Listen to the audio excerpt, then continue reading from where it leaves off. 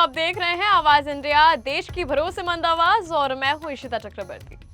आइए एक नजर डालते हैं देश विदेश से जुड़ी 20 बड़ी खबरों पर। प्रधानमंत्री नरेंद्र मोदी इजराइल की 2 दिवसीय ऐतिहासिक राजकीय यात्रा पूरी कर शुक्रवार देर रात भारत लौट आए। 9 वर्षों में उनका ये पहला इजराइल दौरा रहा, जिसे द्विपक्षीय संबंधों में नए अध्याय की शुरुआत माना जा रहा है। इस दौरान दोनों देशों के बीच 27 समझौतों और MOU पर हस्ताक्षर हुए। भारत और इजराइल ने अपने संबंधों को विशेष रणनीतिक साझेदारी का दर्जा देने का फैसला किया। प्रधानमंत्री मोदी और बेंजामिन नेतन्याहू की बैठक में यह अहम निर्णय लिया गया। उन्नत प्रौद्योगिकी, साइबर सुरक्षा, व्यापार और कृषि सहयोग को नई गति देने पर जोर रहा। दोनों देशों ने स्टार्टअप और इनोवेशन इकोसिस्टम को जोड़ने की भी बात कही। कनाडा के प्रधानमंत्री मार्क कार्नी अपनी पहली आधिकारिक भारत यात्रा पर आज पहुंचेंगे। प्रधानमंत्री नरेंद्र मोदी के निमंत्रण पर वे 27 फरवरी से 2 मार्च तक भारत में रहेंगे। इस यात्रा का उद्देश्य द्विपक्षीय संबंधों को नई दिशा देना है। व्यापार, निवेश और शिक्षा सहयोग पर विशेष चर्चा संभावित है। प्रधानमंत्री नरेंद्र मोदी शनिवार को राजस्थान के अजमेर में HPV टीकाकरण अभियान की शुरुआत करेंगे। ये वैक्सीन सर्वाइकल कैंसर की रोकथाम में अहम मानी जाती है। सरकार इसे महिला स्वास्थ्य के लिए बड़ा कदम बता रही है। अभियान का उद्देश्य जागरूकता और व्यापक टीकाकरण सुनिश्चित करना है। प्रधानमंत्री नरेंद्र मोदी ने क्रांतिकारी चंद्रशेखर आजाद के बलिदान दिवस पर उन्हें श्रद्धांजलि अर्पित की। उन्होंने कहा कि अन्याय के खिलाफ अडिग रहना ही सच्चा परिक्रम है। सोशल मीडिया पर पोस्ट कर उन्होंने चंद्रशेखर आजाद के त्याग को याद किया। उन्होंने कहा कि देश उनके बलिदान का सदैव ऋणी रहेगा।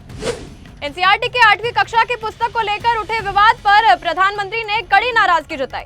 कैबिनेट बैठक में उन्होंने बच्चों की शिक्षा पर सतर्क निगरानी की बात कही। शिक्षा मंत्री धर्मेंद्र प्रधान ने भी कार्रवाई का आश्वासन दिया। सरकार ने न्यायपालिका के सम्मान को सर्वोपरि बताया। सुप्रीम कोर्ट ने विवादित पुस्तक की सभी प्रतियां जब्त करने और डिजिटल संस्करण हटाने का आदेश दिया है। प्रधान न्यायाधीश सूर्यकांत की अध्यक्षता वाली पीठ ने कड़ा रुख अपनाया। अदालत ने कहा कि न्यायपालिका की गरिमा आहत हुई है।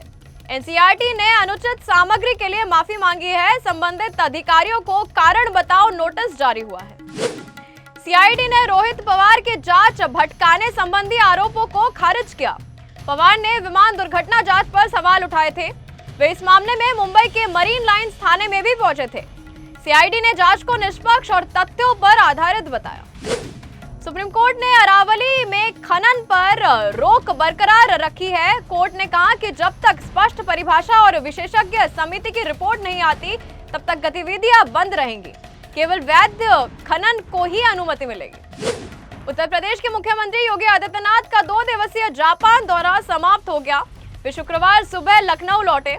उनके साथ 11 सदस्यीय प्रतिनिधिमंडल भी वापस आया। दौरे में निवेश और औद्योगिक सहयोग पर चर्चा हुई। राज्य में निवेश बढ़ाने की दिशा में इसे अहम कदम माना जा रहा है।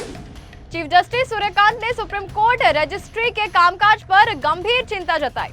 सुनवाई के दौरान उन्होंने कार्यप्रणाली की गहन जांच की बात कही। कुछ अधिकारियों की मनमानी पर नाराजगी व्यक्त की गई। न्यायिक प्रक्रिया में पारदर्शिता पर जोर दिया गया। आवश्यक सुधार के संकेत दिए गए हैं। केंद्र सरकार ने मणिपुर हिंसा जांच आयोग के नए अध्यक्ष के रूप में जस्टिस BS चौहान को नियुक्त किया। ये नियुक्ति जस्टिस अजय लांबा के इस्तीफा के बाद हुआ है। आदेश 28 फरवरी से प्रभावी होगा। आयोग हिंसा की घटनाओं की जांच कर रहा है। नई नियुक्ति से जांच को गति मिलने की उम्मीद है। पीयूष गोयल ने कहा कि 9 नए फ्री ट्रेड एग्रीमेंट भारत की वैश्विक पहचान मजबूत करेंगे। उन्होंने निर्यात और सेवाओं के विस्तार पर जोर दिया। प्रतिस्पर्धा और नवाचार को विकास का आधार बताया। भारतीय उत्पादों को नए बाजार मिलेंगे। सरकार व्यापार विस्तार के लिए प्रतिबद्ध है। पटियाला हाउस कोर्ट ने 3 इंडियन यूथ कांग्रेस कार्यकर्ताओं को पुलिस हिरासत में भेजा। उन्हें भारत मंडपम में प्रदर्शन मामले में गिरफ्तार किया गया था। दिल्ली पुलिस ने उन्हें कोर प्लानिंग टीम का हिस्सा बताया। टी-शर्ट डिजाइन और व्हाट्सएप समन्वय की जांच हो रही है। मामले में आगे पूछताछ जारी है। राजद नेता तेज प्रताप यादव अपने नए संत अवतार को लेकर चर्चा में है। वे लाल वस्त्र और रुद्राक्ष माला में वे शिव भक्ति करते नजर आ रहे हैं। संत तेज प्रताप यादव नाम से सोशल मीडिया अकाउंट भी एक्टिव हुआ है। वहां पूजा और भक्ति से जुड़े वीडियो साझा किए जा रहे हैं। हाईकोर्ट ने किसान सुखवंत सिंह आत्महत्या मामले में सुनवाई की। एसआईटी ने आरोपियों की गिरफ्तारी पर लगी रोक हटाने की मांग की। सरकार ने कहा कि गिरफ्तारी के बिना जांच आगे नहीं बढ़ सकती। मामले ने क्षेत्र में संवेदनशील माहौल बना दिया है। कोर्ट के फैसले पर सबकी नजर है। शंकराचार्य स्वामी अविमुक्तेश्वरानंद सरस्वती ने आरोपों को निराधार बताया। उन्होंने अपनी गिरफ्तारी और जान को खतरे की आशंका बताई। पत्रकारों से बातचीत में उन्होंने साजिश का संकेत दिया।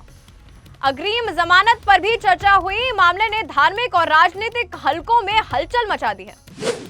भारतीय क्रिकेटर रिंकू सिंह के पिता खानचंद सिंह का निधन हो गया। वे लीवर कैंसर से पीड़ित थे। ग्रेटर नोएडा के अस्पताल में उन्होंने अंतिम सांस ली। परिवार में शोक की लहर। अरावली की वादियों में विजय देवरकोंडा और रश्मिका मंदना ने निजी समारोह में विवाह किया। उदयपुर में परिवार और करीबी दोस्तों की मौजूदगी में रस्में निभाई गई। शादी की तस्वीरें सोशल मीडिया पर वायरल हो गई। लाल साड़ी और पारंपरिक आभूषणों में रश्मिका बेहद आकर्षक नजर आई। विजय ने ऑफ व्हाइट धोती और शॉल में राजसी अंदाज दिखाया। दोनों की सादगी ने समारोह को खास बना दिया। तस्वीरों में भावनात्मक पल कैद हुए। फैंस ने इसे साल की चर्चित शादी बताया। अब तक के लिए बस इतना ही। आप देखते रहिए आवाज इंडिया, सच्चाई की खोज।